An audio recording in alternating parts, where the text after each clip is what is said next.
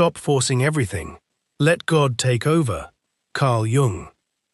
Carl Jung observed that the harder the conscious will grips the wheel of a life, the more violently the unconscious answers back, as if some deeper current in us resents being steered by force alone.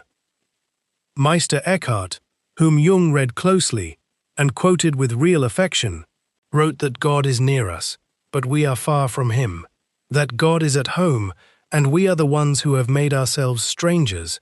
And there is something quietly devastating in that line, because it does not say God is absent, it says we are the ones who have wandered, that the distance is ours to close, not by seizing hold of the sacred and dragging it toward us, but by finally standing still long enough to notice it was never far. So here is a small resolution, said in the first person, present tense, 3 parts, and it ends the way every one of these does. I say, I stop gripping what was never mine to grip. I make room for what I cannot force. I make the unconscious conscious. Say it with me. I stop gripping what was never mine to grip. I make room for what I cannot force. I make the unconscious conscious. Once more, I stop gripping what was never mine to grip. I make room for what I cannot force. I make the unconscious conscious. And if these evenings by the fire have been good company for you, consider subscribing, quietly, so that tomorrow's teaching finds you the same way this one did. Before we go further, type the 2 words "face it" in the comments. Just those 2 words. It costs you nothing, and it tells me you are still here, still listening. The first key is this. Over the door of Carl Jung's house in Kusnacht, carved into the stone, were words borrowed from an old alchemical inscription, words Jung chose deliberately, vocatus atque non vocatus, Deus aderit, called or not called, God will be present. And notice what that inscription does not say. It does not say summoned. It does not say commanded. It does not say, if I concentrate hard enough, if I want it badly enough, if I arrange my inner life correctly enough, then the numinous will arrive on schedule. No, it says called or not called. The presence comes on its own terms. And Jung kept that carved above his own threshold for decades, which tells you something about a man who spent his whole life studying the psyche, that even he, with all his learning, understood that the deepest reality in a human life cannot be forced through the door by an act of will. Imagine, for a moment, someone in an ordinary evening, sitting at a kitchen table, trying to force an answer to arrive about a decision that has no clear answer yet, gripping the pen, rereading the same page of notes, willing clarity to appear the way you might will a stubborn engine to start. And clarity does not come, not because the person failed to think hard enough, but because clarity was never a thing that could be extracted by pressure. It was always a thing that arrives, if it arrives at all, in its own hour, the way sleep arrives, the way appetite arrives, the way a memory surfaces unbidden in the middle of some unrelated task. You do not command sleep to come by staring harder at the ceiling. The harder you try, the further it retreats. And this is the exact shape of the truth carved above that door. Called or not called, it either arrives, unbidden, or it does not. And your task was never to drag it in by the collar. Your task was to keep the house in enough order that when it comes, called or not, there is room. The second key is this. Jung was famously asked, on a BBC broadcast in 1959, whether he believed in God. And he answered, I know. I do not need to believe. I know. And that line has traveled the world since, quoted as though Jung had settled the largest question a human being can ask. But listen to what he said just after, in a piece for the listener the following year, when he clarified himself, calling what he meant a factor unknown in itself. And that pairing matters enormously, because Jung was not making a metaphysical claim about the existence of a deity out there in the way a theologian or an atheist might argue it. He was speaking as a psychologist, describing an experience, a felt certainty of contact with something that acts on the psyche the way gravity acts on a falling body, undeniable in its effect and unknown in its ultimate nature. He called this the God image. And he was careful, almost stubbornly careful, to say that psychology can only ever speak of the image, the impression, left on consciousness by something it cannot examine directly. The way you can describe the shape of a shadow on a wall without ever turning around to see what casts it, and consider how differently this lands from the way most people search for certainty.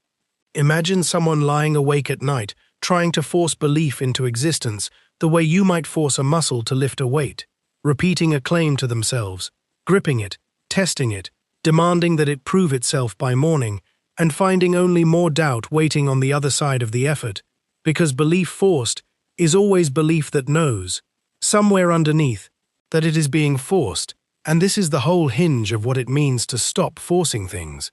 Because forcing belongs to the ego. The ego wants proof, wants control, wants the deity delivered on demand like a package, arriving fully certified, so the ego can finally relax. But Jung's version of knowing was not that kind of knowing. It was not an argument won, not a doctrine adopted, not a conclusion reached after enough thinking. It was the knowing of a man who has been struck by lightning and no longer needs to be told that lightning is real. He does not argue for it. He does not campaign for others to agree with him. He simply carries the mark. And notice what this means for the person listening tonight. It means the very effort to force certainty, to badger the unconscious into handing over final answers about the largest questions a life can ask, is itself the obstacle. The factor unknown in itself does not yield to interrogation. It only ever leaves its trace, quietly, on those who have stopped demanding it appear on schedule. The third key is this, and it goes to the heart of why the forcing happens at all. Jung taught that the religious function in the human being is not an optional accessory. It is a structural feature of the psyche itself, as basic as hunger or sexuality, a river running through every life whether or not a person ever names it. And when that function is denied a legitimate channel, when a person decides there is no room in a modern, rational, efficient life for anything numinous, anything beyond calculation, the function does not simply go quiet and die. It does not evaporate, because the calendar is full. It goes underground, the way a river forced into too narrow a channel does not vanish. It backs up, it finds pressure somewhere, and it returns wearing other clothes. It returns as an ideology gripped with the fervor that used to belong to faith. It returns as a political cause pursued with religious intensity. It returns as an addiction to certainty, to productivity, to being right, because the hunger for something larger than the ego does not disappear just because the ego refuses to feed it honestly. It only changes its disguise. In his clinical work, Jung noted something striking, that among his patients in the second half of life, past the age of 35, every single one who came to him with the sense that their life had gone hollow, that the meaning had drained out of it, was suffering, at bottom, from having lost a religious outlook on life. And he was careful there too. He did not mean church attendance. He did not mean doctrine or creed. He meant a living relationship to something numinous, something that could not be forced, only related to. Imagine a woman Jung might have described, mid-career, every box checked, the promotion earned, the house paid down, the children raised well enough, who wakes one ordinary morning and cannot say why the whole arrangement suddenly feels like furniture in a house she no longer lives in. She does not lack achievement. She lacks contact with whatever it was that achievement was always meant to be standing in for. And here is the trap so many fall into without noticing it. When the psyche is starving for the numinous, and the person refuses to acknowledge that hunger honestly, they begin trying to force meaning into existence through sheer will, forcing a career to feel sacred, forcing a relationship to fill an infinite hole, forcing a new project, a new achievement, a new routine, to deliver the peace that only contact with something larger than the self was ever going to deliver, and it fails every time. Not because the person did not try hard enough, not because the plan was flawed, but because forcing was never the right tool for this particular door. No amount of grip closes a gap that was never a management problem to begin with. Picture that same woman doubling her hours, adding another certification, another renovation, another goal, each one a harder pull on a stalk that will not grow no matter how it is yanked. when what the psyche was actually asking for was not more effort, it was a different posture altogether, an opening rather than a grip, a willingness to stand quietly at the very hollow she keeps trying to outrun, and let something other than her own will speak into it. The fourth key is this, and it corrects a soft, comfortable misunderstanding that tends to creep into any talk of letting something greater take over. People hear letting God take over, and they picture something warm, something reassuring, a kind of relief from responsibility, the way a tired swimmer imagines the current will simply carry them safely to shore if only they stop kicking. But Jung's own word for these experiences, numinous, does not mean comforting. It means overwhelming. It carries awe, and it carries dread in the same breath. And this is worth sitting with, slowly, because the whole modern appetite is for a spirituality that soothes on demand, a presence that shows up gently, on schedule, asks nothing difficult of us, and leaves us calmer than it found us. Rudolf Otto, whose work Jung read with real seriousness, had described the numinous as mysterium tremendum et fascinans, a mystery that is at once terrifying and fascinating, a thing that draws you and makes you tremble in the same motion. And Jung took that description into his own clinical thinking. He had seen too many patients undone, not by the absence of the sacred, but by an unprepared collision with it. A dream so vast, it left a grown man shaken for weeks. A vision that arrived uninvited and would not be reasoned away.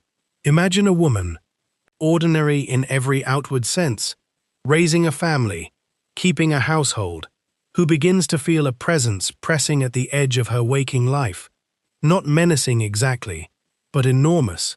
And her first instinct, the ego's instinct, is to manage it, to explain it, to force it back into a shape small enough to control. And this is precisely the reflex Jung is warning against. Because the numinous does not arrive to be managed, it arrives to be met, and meeting it honestly means admitting that it may cost you something, that it may rearrange furniture in the soul you had assumed was permanently fixed. In Memories, Dreams, Reflections, Jung described a private exercise from his own life, imagining the whole of humanity, the whole of recorded history, the whole of the visible earth reduced to a speck against the true scale of an infinite universe, and then, deliberately, reversing the exercise, imagining himself instead in living contact with that same infinite, not shrunk by it, but somehow addressed by it. And he wrote that a person who has never felt this contact regards the ordinary desires and goals of a single lifetime as the entire measure of existence, while a person who has felt it, even once, can never fully return to that smaller frame again. Something in the proportions has changed permanently, but notice carefully what he called this, an exercise, a discipline of perspective, not a technique for summoning comfort, not a method for guaranteeing a gentle outcome. And this is the corrective the modern ear needs most urgently. Letting go of the grip is not the same thing as being promised a soft landing. Sometimes what takes over when the ego finally stops forcing is not soft at all. It is vast, and the vastness itself becomes the medicine, even when it does not feel like medicine in the moment it arrives. Think of a person facing a genuine ending, a diagnosis, a death, a collapse of some structure they had built a whole identity around, who finally exhausts themselves trying to manage the unmanageable and simply stops. And what follows immediately is rarely relief. It is often the full, unguarded weight of everything the forcing had been holding at bay. Grief arrives in its true size. Fear arrives without the padding the will had been supplying. And only afterward, on the far side of that weight, does something resembling peace begin to settle, uninvited, the way the inscription over Jung's own door had promised all along, called or not called.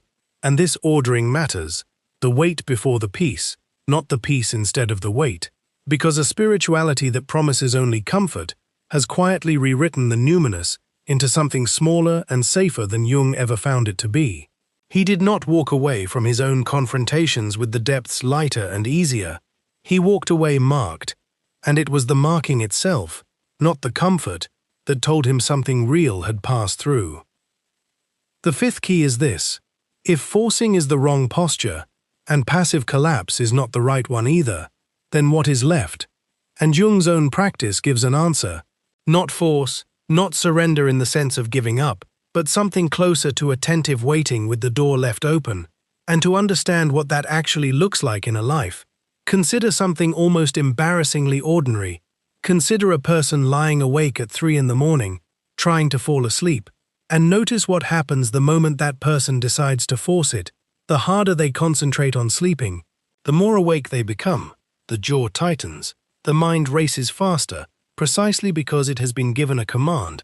It cannot obey through effort. Sleep is not the kind of thing that yields to the will. It arrives only when the gripping stops, when the body finally gives up trying to make it happen and simply lies still. And this small, unglamorous nightly experience contains, in miniature, the entire lesson Jung built a lifetime of clinical work around. That the deepest movements of the psyche follow the same law as sleep. They cannot be summoned by force, only permitted by stillness. And here is a second, homelier picture worth sitting with, because it shows the same law at work, somewhere most people have stood without noticing it. Imagine someone baking bread on a quiet afternoon, mixing the flour and water and yeast, kneading it with real strength, and then setting it aside to rise. And imagine that same person, impatient for the loaf, deciding the dough is simply not rising fast enough, so they knead it again, harder, longer, or they set it beside the stove to warm it, thinking more heat and more force will hurry the fermentation along, and instead, the dough collapses. The structure that the yeast had been quietly building, cell by cell, in its own unhurried time, is broken by the very hands trying to help it. Because the rising of bread is not a task you complete, it is a process you protect. The yeast does its work in darkness, on its own schedule, and the baker's whole skill lies not in forcing the rise, but in knowing when to stop interfering, in trusting the covered bowl, in walking away and returning later to find that patience has done what pressure never could. This is exactly the shape of the psyche that Jung kept encountering in his consulting room. Patients who had kneaded their own inner lives half to death, trying to hurry along a transformation that could only unfold at its own rate, in its own darkness, under its own quiet cover. When Jung worked with dreams, he practiced this same restraint. He did not command them to reveal their meaning on his schedule. He sat with the images, turned them over slowly, asked what conscious attitude they might be compensating for, and let the meaning arrive in its own time, sometimes across a whole series of dreams stretched over months. Refusing to rush a verdict just because his patient, or he himself, wanted an answer that week, when he engaged in active imagination, descending deliberately into the images that rose from his own depths in the years after the break with Freud. He did not steer the figures that appeared to him the way a novelist steers a plot toward a predetermined ending. He let them move on their own logic, spoke with them, argued with them, took them seriously, as though the encounter were real, and he was careful to insist, always, that this kind of descent requires solid footing in ordinary life first, a stable floor of work and relationship, and daily obligation beneath the feet, without which the descent becomes a fall rather than a visit. And that detail matters more than it first appears, because letting something greater take over was never, for Jung, an excuse to abandon the ordinary work of living. He kept his practice, saw his patients, raised his family, all while this inner drama unfolded night after night. The door was left open, but the house was still being run, meals were still cooked, appointments were still kept. And this is the very posture the inscription over his own threshold actually recommends if you look closely. Called or not called, God will be present. Which means your task was never to summon the presence on command, the way you might force sleep by clenching harder, or force a loaf to rise by kneading it twice. Your task is only to keep the threshold clear, to keep the house in enough order, morally, honestly, attentively, that when the presence does arrive, there is somewhere for it to land.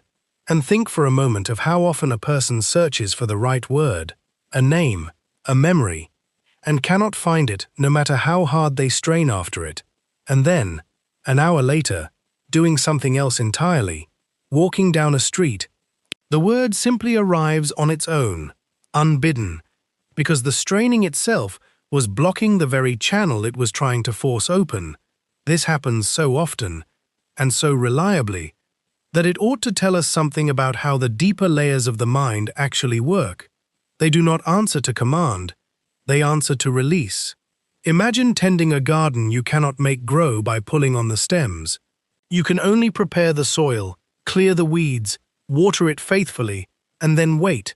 The growth itself belongs to something you do not control, and gardeners who understand this stop wasting their strength yanking at stalks and start spending it on the soil, which is the one part of the process actually within their hands, kneading the dough only so far and then covering it, tending the ground only so far and then leaving it be, keeping watch at the door only so far and then sitting quietly beside it, rather than pounding on it from your own side. This is the whole art of the fifth key.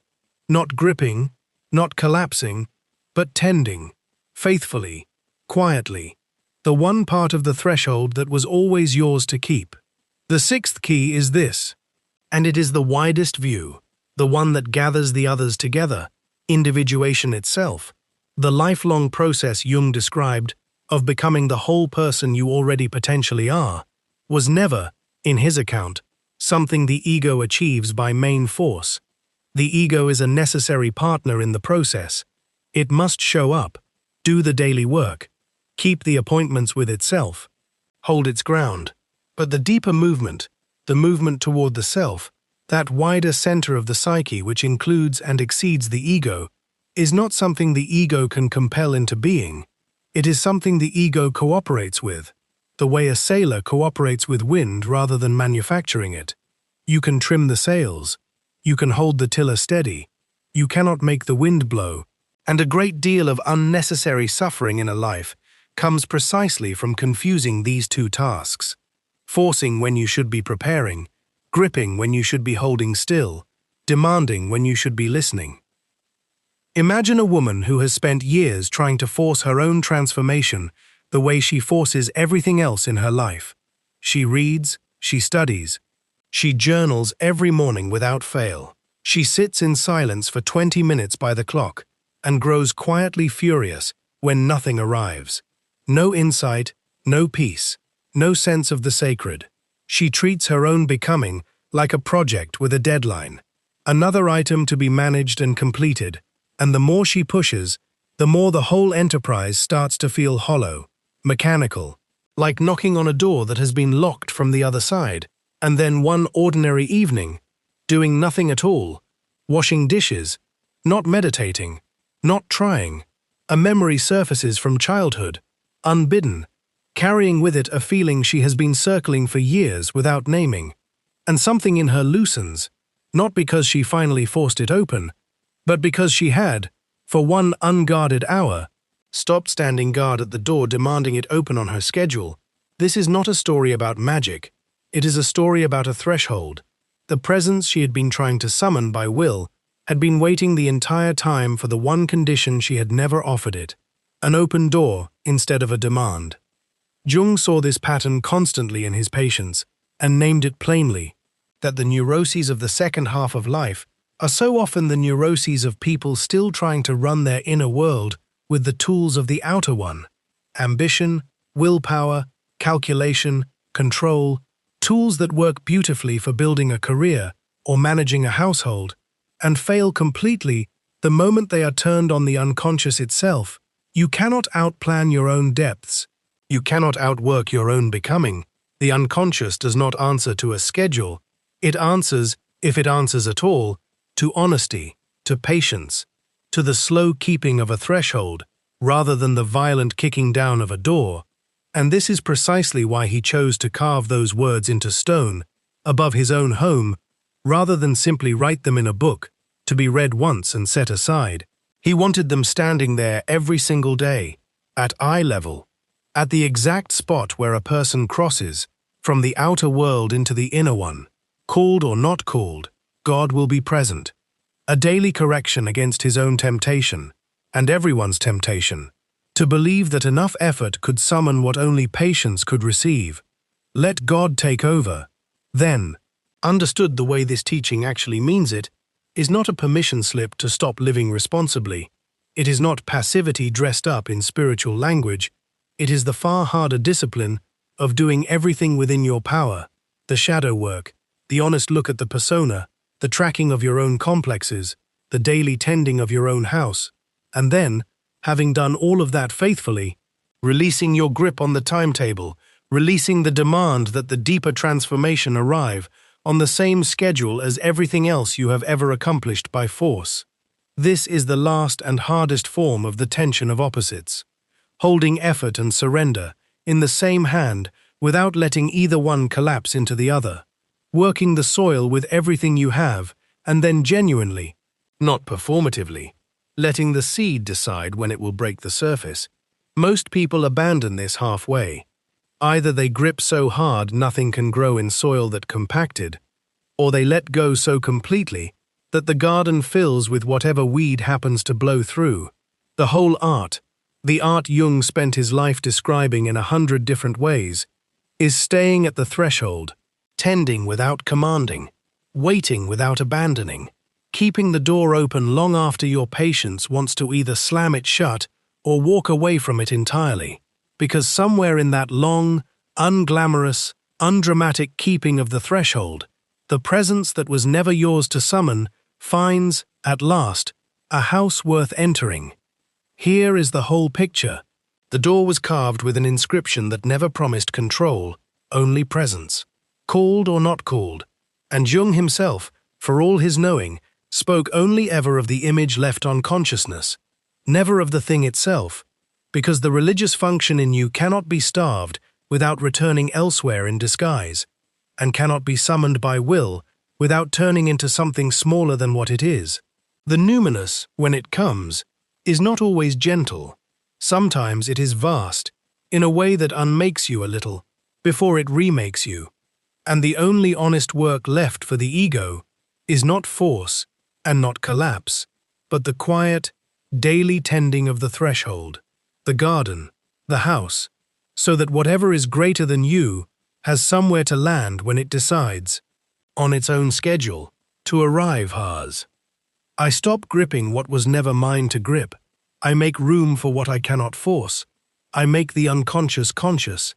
And so the question I will leave burning quietly by this fire is simply this: what have you been gripping so tightly, for so long, that you have forgotten the door was already open?